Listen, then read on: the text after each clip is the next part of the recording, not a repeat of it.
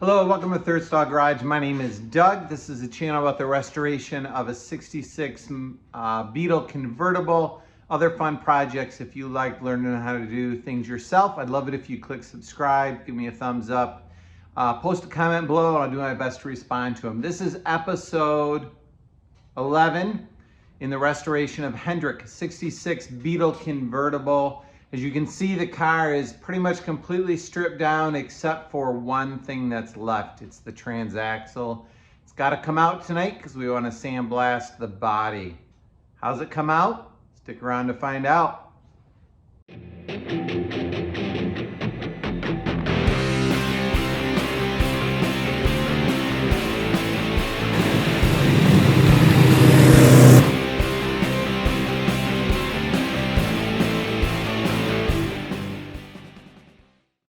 If you haven't watched the rest of the episodes, I encourage you to go back and watch those. But we're in the process of completely stripping the body down. Eventually, we're going to separate it from the pan, do a little pan repair, finish fixing up the body, send it off to paint while we begin to work on other things. But before we do that, and before we fix some of these patch repairs and some of this stuff, we need to get the swing axle suspension out. 66 Beetle has the swing axle suspension, not the independent rear suspension. So the rear axle tube right here is the actual suspension member, and it pivots off of the transaxle. So with the engine out or the car lowered, that affects the camber of the wheel. We're gonna unbolt this tonight and take it out, leaving just the rear frame horns in there. In it, we're gonna have to deal with the brake lines that are attached. And we've already disconnected them on the front, so eventually we'll have to flush and bleed the system. But let's get to work on taking this apart. All right, welcome back. So we're gonna start taking the transaxle out. First thing we need to do is get this drum off. So in order to get the drum off, this 36 millimeter nut needs to come off. In order to get that off, the giant cotter pin has to come out. Dale, you had this apart when you redid the brakes, right? Correct. So hopefully things are in pretty good shape and not going to be too hard to get apart.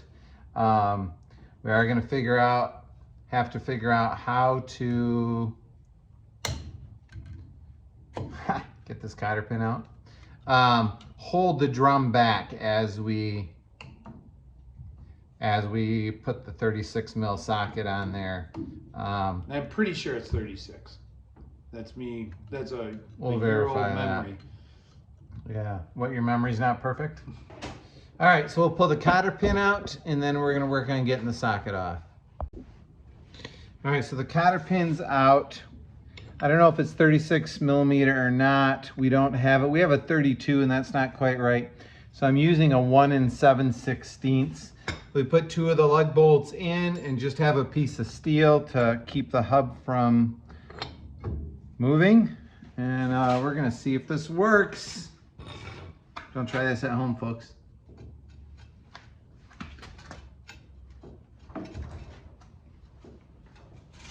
Time to get a longer cheater bar. Hold on. All right, try number 2 with the cheater bar.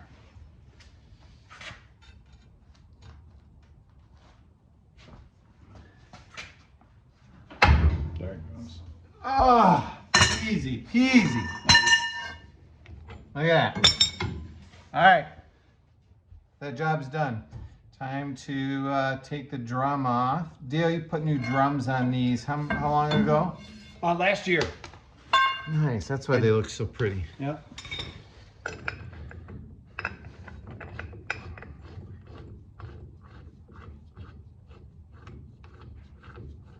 And you did all new internals on the Correct. brakes, so I expect this to be all toenail polished perfect inside, Dale, right?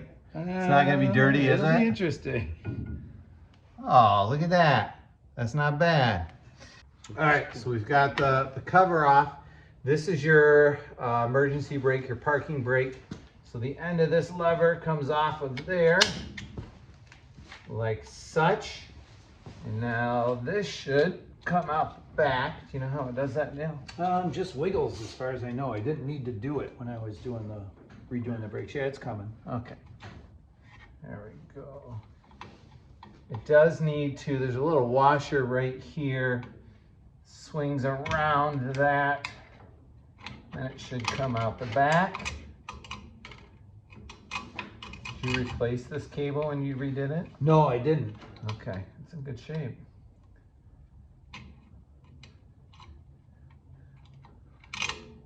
All right, so that's gonna, we have to figure out how that comes out of there. And then next we need to disconnect the hard line off of the back. All right, to get this is the emergency brake cable right here. There is a 13 millimeter bolt on the back which holds the clip in.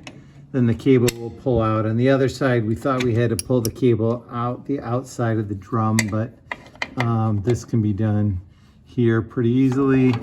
I think we're gonna need a socket because that's on too much of an angle. I don't want to strip it. No, that's good. So once that comes out, this little bracket will come out and then the emergency brake cable will pull through easy.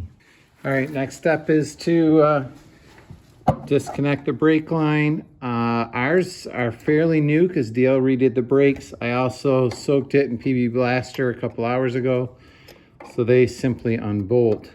Next step after that is to disconnect it from the axle tube. U-shaped clip. Dale pries it off.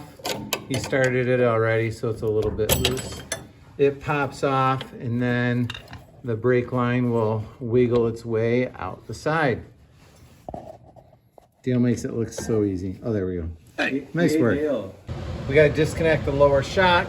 17 mil on one side, impact gun on the other. And he says save the bolts. And now the brake line is off. Disconnected there. We can move to the transaxle. Next step, we're going to remove the 3 bolts that hold the axle tube to the swing arm or the spring arm. What'd you call it, Dale? I think spring arm. Spring arm. The Jolly Roger arm is the new name for it. The outside is a 19 mil. The head's a 19 mil. And yeah, and the nut is an 18 mil. A little hard to get an impact gun on those. You might have to use wrenches.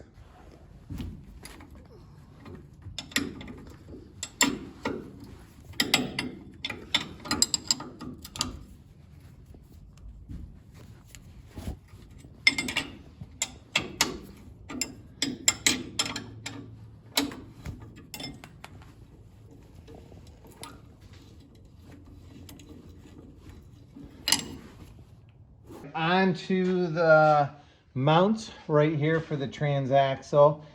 2 ways to remove this. There's a bolt and a nut on the outside here. Thanks, Dale. So here's the rubber mount. You've got a 13 mil bolt right there and one down here somewhere right there. Oh, they turn. That's beautiful. If you take those out, then this rubber mount will slide out with the transaxle. If you have troubles with those, you can remove these 2 on the inside and these 2 over here, but then you have to lift the transaxle up and over those. So we're going to try it by removing those, and we'll see how that works for us.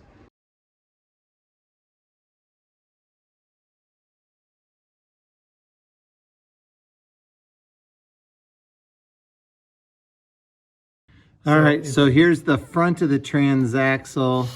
You can see, let me change the light. Right here is a grounding cable that connects the body pan to the transaxle. And I think that should be a braided line. It looks like somebody just put a black cable in there and tied it in a pretty little knot. But we've got 2 17 millimeter nuts that attach that mounting transaxle mount to the frame horn. So those two will come off, and I think the transaxle should be loose and free. I think we're ready to start pulling this out. We did disconnect the clutch cable from the side there earlier, so that's something if you're doing you'll have to remember. And in theory, we should be able to lift from each side, slide it out past this point on the cradle, start tipping it down. The axle should slide out of the spring arms. We'll see if it works. Grab on, Dale. 1, 2, 3. Easy as that. Look at that.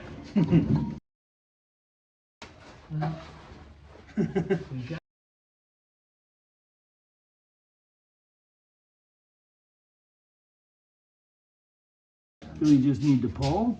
Oh, there it goes. Yep. There it goes. Okay. Okay, go.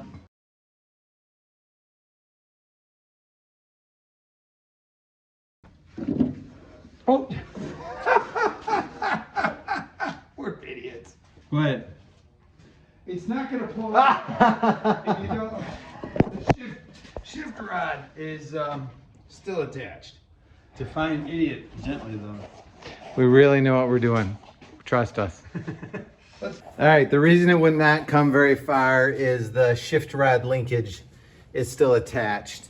Although it probably would have come a ways because the other end of the shift rod is laying in the tunnel. So we got to disconnect that.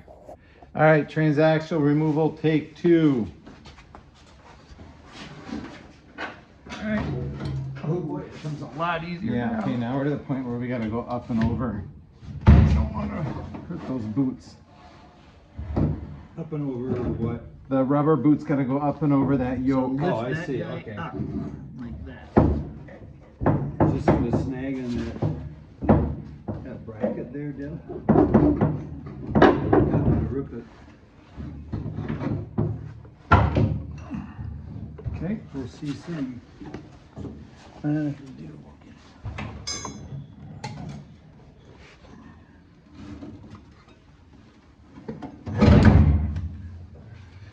we go.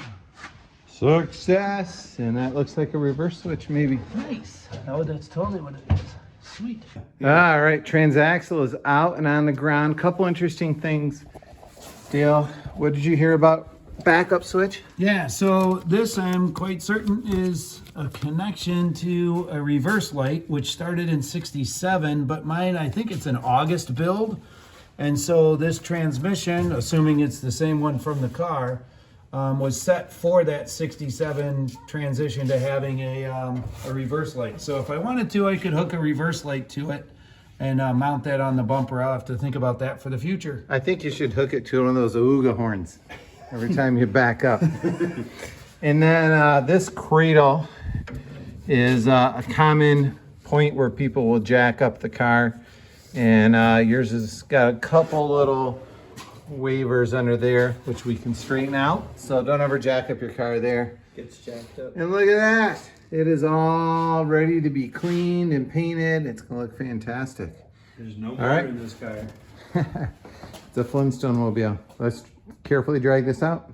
They're hiding the transaxle under the steps for now. Job is done. Ended up being a pretty easy job. Not too hard to do. Just make sure you disconnect everything methodically, carefully lift it out, and now we can go back to body work and get ourselves closer to separating the body from the pan, which will be super exciting. Have a great week. Be kind to each other. Be nice. Have a great day.